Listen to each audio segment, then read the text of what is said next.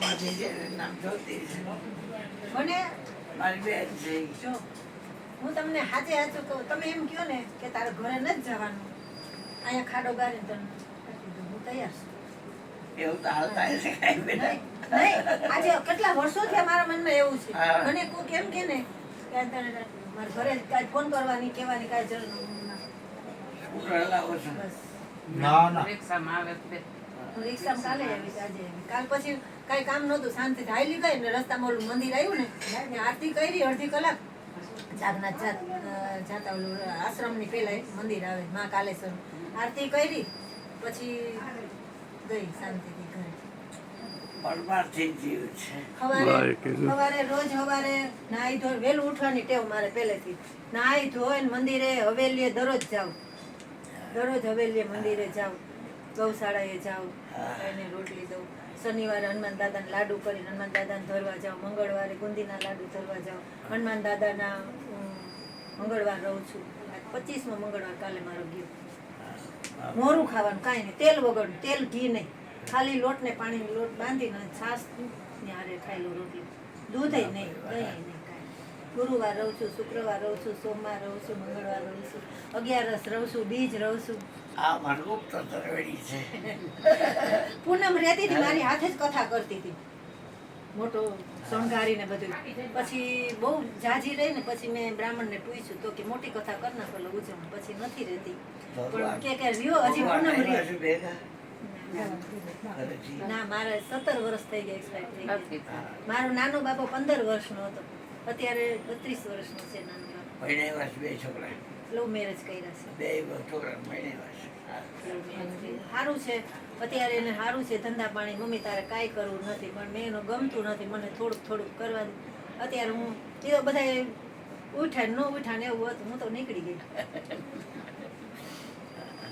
મને ગમે ત્યારે મેં કીધું છે કંચનબેન, ગમે ત્યારે મને કામ ફોન કરી દેવાનો, હું આવી જાય. આવી ગઈ ને તરત જ. ઈ કે ઘડીક વાર આવી જાવ, ઘડીક વાર. એને આપી જ દીધો જ નંબર, એને આપી જ દીધો. એને કીધું કે મારી ઘરે આવો, સત્સંગ છે, તમે એકવાર આવો તો એની ઘરે જઈએ.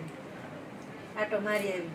અમારે 9:30 થી 11:30 રોજ સત્સંગ હોય રાત્રે, અને બીજ ને પૂનમ સવાર સુધી. આ ભાઈ રહ્યા છે દોબડા હલકા છે, હા એ મારો દીકરો છે પણ એ ભજન પ્રેમી બહુ છે. એ બધા હોય નહીં ને એટલે ન કહું તો સવાર સુધી ભજનમાં બેઠી રહું. મને બહુ ગમે ભજન. હું હમણાં કહેતી હતી ને કે સાચું કહું છું છતાં જૂઠું માને તો બૈરા કુટુંબને સંભાળ. કોઈક માણસ સાચું કહેતો હું બકબક કરું છું, આ સાચું હું કહું છું, કોઈ ન ગમતું હોય તો બૈરા કુટુંબને સંભાળો. ભાઈ તું ભજી લેને કીર્તન. હું એમ જ હમણાં બધી એવી જ વાતો કરતી હતી. એટલે મને આવીને છોકરો વાત કરે છે, આ મારા છોકરાનો છોકરો છે, મુદલ કરતા વ્યાજ વાલું હોય, હા એનો દાદા દાદા કરતો મારી પાસે આખો દી મારી પાસે જ હોય રમકડું. હું જલારામ બાપાની પહેલી જ વાર આવી ને, હા. બર્થડે હતો ને ગુરુજીનો, ત્યાં હું આવી ને ત્યાં જઈને મારી વાત જલારામ બાપાને સાંભળી તરત જ મને કે અહીંયા આવો માસી, અહીંયા આવો. સત્સંગી હોય એને ખબર પડી જાય. અને ભલે જે પેલા થઈ ગયા, અત્યારે ભગવાને મને આ હોય પૂછે તો હું કરું છું, અને જે અવસર મળે ને એ કરી લેવાનું ભગવાનનું. પછી પછી પછી કાંઈ.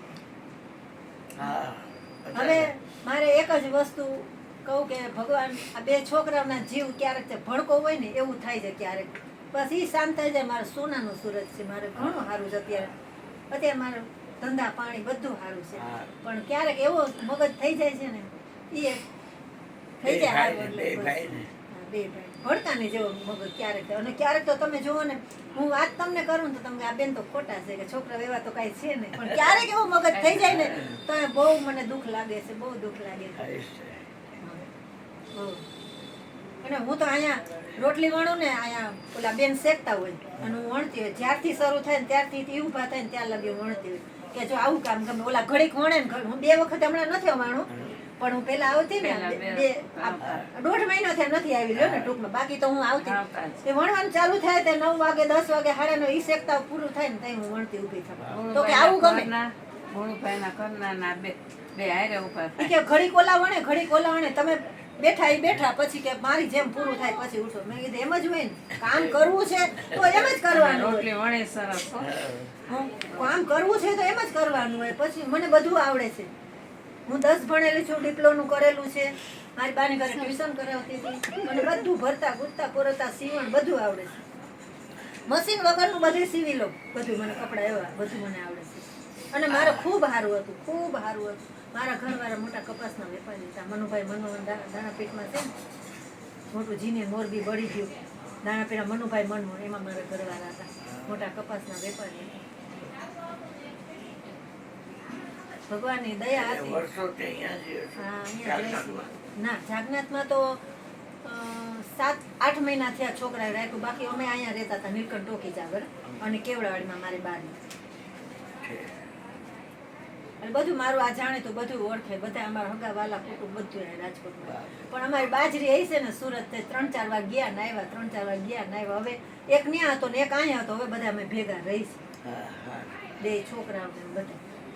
તો સારી હશે ને ત્યાં રહી હશે. જાગરણમાં રહે તો સારી. એમ્પિનિયર હોટલની શેરી રહી ને એના પછી જ અમારું આવે તરત જ. નહીં. તો સર કાલાવ રોડ ઉપર રહે આ બેન, તો અહીંયા જાગનાથ પ્લોટ ની વાત કરે. મંદિર રહ્યું ત્યાં. જાગનાથ હા. મંદિર રહ્યું ને, રોજ ત્યાં હા. દર્શન કરે, રોડ ટપીને મારું ઘર એટલું, રોડ ટપીને જવાનું મારું ઘર.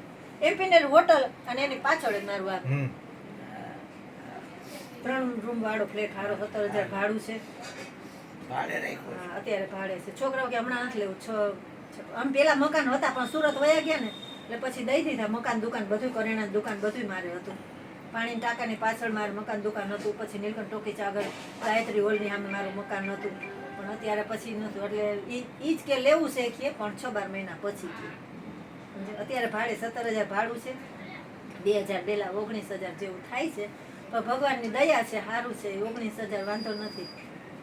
ઈ નહીં મકાન એમ થાય કે લેવું, પણ ઈ કે ઈ નહીં એનાથી સારું લઈશું કે ભગવાનની કૃપા થાય તો બધું થાય. આપણે કાંઈ નથી કરતા, ઈ કરે બધું. સાચી વાત છે. અને તમારા બધાના આશીર્વાદ. ગુરુ મહારાજના આશીર્વાદ આવ્યા તે પણ એમ છોકરા મેલા માતાજી કોણ છે કે આ ડુંગર ઉપરથી આવતા હશે પણ આપણા આજ્ઞા પાવન કરવા આવે છે. આવે તો ઘણા, હા, પણ તમારા જેવા પવિત્ર આત્મા બહુ ઓછા હોય છે. અહીં ગુંદાવાડીમાં સાગર દવાખાનામાં હું નોકરી કરતી. ત્યાં બાજુમાં રસોઈ કરવા જતી. ઈ દાદા મને કીધું કે એક ભૂલને ખાતર તારે અવતાર લેવો પડશે.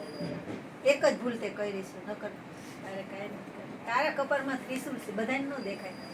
તું દેવી સ્વરૂપ છો કે તારા કપાળમાં ત્રિશુલ છે. એક ભૂલને ખાતર, અરે ભગવાન, એક ભૂલને ખાતર મનુષ્ય અવતાર લેવો પડે. હવે મારે કેટલી ભૂલ કરી, હવે તો કેવા અવતાર આવશે.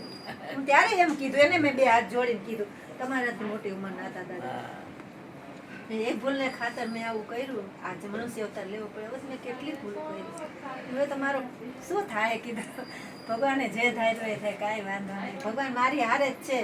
હું ગમે ત્યારે મને બધા એમ કે તારી હારે જ છે, તું કરવા માંડ. અમારા ચોટીલાને આગળ અમારા આયર્ન બોર્ડ છે, ત્યાં અમારા ગરિયાલાલ બાપા છે, ત્યાં હું દર બીજે જાઉં.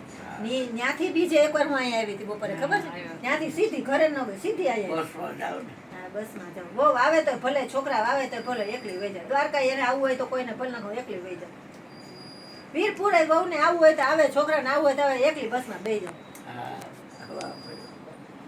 તમને ના ન પાડે, જાઓ જ. હા, તું જા વાપર, રોજ મંદિરે ને હવેલીએ જા, 100-150 રૂપિયા રોજ વાપરી આવું.